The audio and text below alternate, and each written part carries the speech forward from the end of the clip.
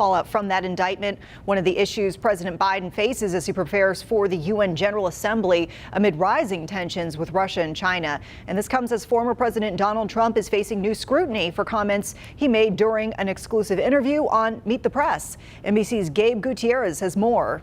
President Biden this weekend dismissing congressional Republicans who are investigating his family's business dealings. Mr. President, what is your response to Republicans opening an impeachment inquiry into you? The president instead focusing on this week's United Nations General Assembly in New York on the packed agenda escalating tensions with China and Russia's war in Ukraine launched early last year. Russia has shamelessly violated the core tenets of the United Nations Charter. As the war drags on, the U.S. is warning China against helping Russia. Two U.S. officials tell NBC News President Biden's national security advisor secretly met this weekend with China's foreign minister in Malta.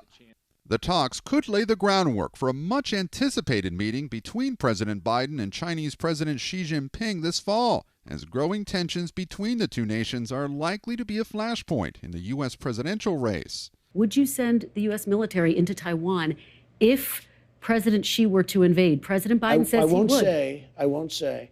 In an exclusive interview with new Meet the Press moderator Kristen Welker, GOP frontrunner former President Trump may have also complicated his legal defense. He now says it was his decision to spread the false claim that the 2020 election was rigged and to try to overturn the election results. Legal experts say that could undercut any defense strategy, blaming his lawyers. You called some of your outside lawyers.